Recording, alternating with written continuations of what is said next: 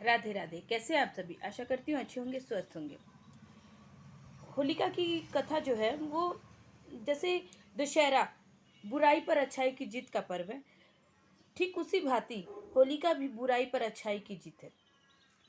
दैत्यराज हिरण्यकश्यप के टाइम उनका पूरे राज्य में उनकी धूम थी और वो बहुत ही शक्तिशाली दैत्य थे। तो वो हर वक्त हर किसी को कहते थे कि कोई भी भगवान विष्णु की पूजन नहीं करेगा, किसी भगवान की पूजन नहीं करेगा, वो मुझे भगवान मानेगा। मतलब हिरण्यकश्यप इतना अहंकारी, इतना दुष्ट दैत्य था। वो अपने आप को भगवान मानने के लिए अपनी प्रजा पे बहुत तरीके के अत्याचार कर रहा था।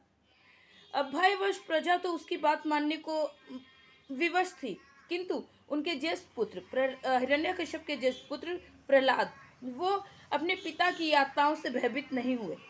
हिरण्यकश्यप ने प्रहलाद की प्रभु भक्ति, विष्णु भक्ति छुड़ाने के लिए प्रहलाद पे बहुत सारी यातनाएं की, किंतु प्रहलाद अटूट विष्णु भक्त थे।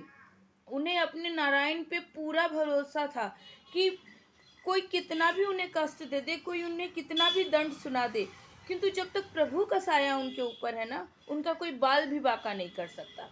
तो इस तरीके से प्रहलाद अपनी भक्ति पे अड़िग रहे और हिरण्यकश्यप उन्हें दंड देने के लिए आतुर था। वो रोज नए योजनाएं बना रहा था कि किस तरीके से प्रहलाद को मार सके, प्रहलाद को दंड दे सके। तो उसने हिरण्यकश्यप ने प्रहलाद को मारने के लिए खौलते हुए तेल में डाला, जो फूलों में परिवर्तित हो गया। हिरण्यकश्यप ने प्रहलाद को खाइयों से धक्का दिया, जिसे स्वयं नारायण ने अपनी गोद में आके संभाल लिया।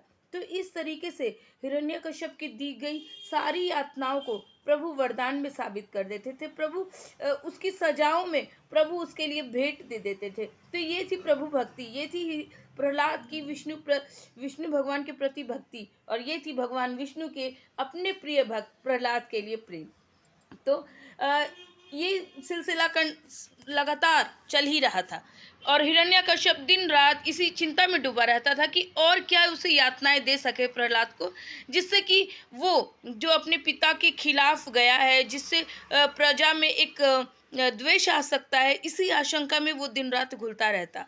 तो हिरण्यकश्यप की बहन होलिका वो अपने भाई के इस द्वंद्व को, इस बेचैनी को देख रही थी। तो उसने अपने भाई के पास जाकर उसे होलिका को एक वरदान में महादेव जी की से की उसने तपस्या की थी, उससे उसे वरदान में एक चादर मिली थी, जिस चादर को लपेट कर अगर वो अग्नि में प्रवेश कर जाए तो अग्नि उसका बाल भी बांका नहीं कर सकती। तो उसने अपने इस वरदान की बात हिरण्यकश्यप को बताई।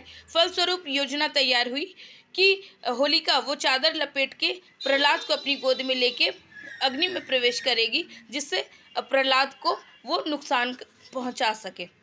दिन आ गया जिस दिन पूरा एक अग्नि का ढांचा तैयार किया, मतलब एक ढांचा तैयार किया गया जिसमें अग्नि प्रज्वलित की जाएगी। उसमें होलिका वो चादर लपेट के प्रहलाद को अपनी गोद में लेकर के बैठ गई। देवयोग से जैसे ही अग्नि प्रज्वलित की गई, एक तूफान आया और उस तूफान में होलिका ने जो चादर लपेट के रखी थी वो चादर प्रहलाद को लपेट गई और होलिका उस अग्नि में जलकर स्वाहा हो गई। तब से ही बुराई पर अच्छाई की जीत, प्रहलाद जो बचे वो जीत की ये खुशी मनाई जाती है और तब से ही होलिका जलाई जाती है। तो कैसी लगती है आपको मेरी वीडियो? अगर अच्छी लगती है तो एक लाइक और एक सब्सक्राइब अवश्य करें। राधे राधे।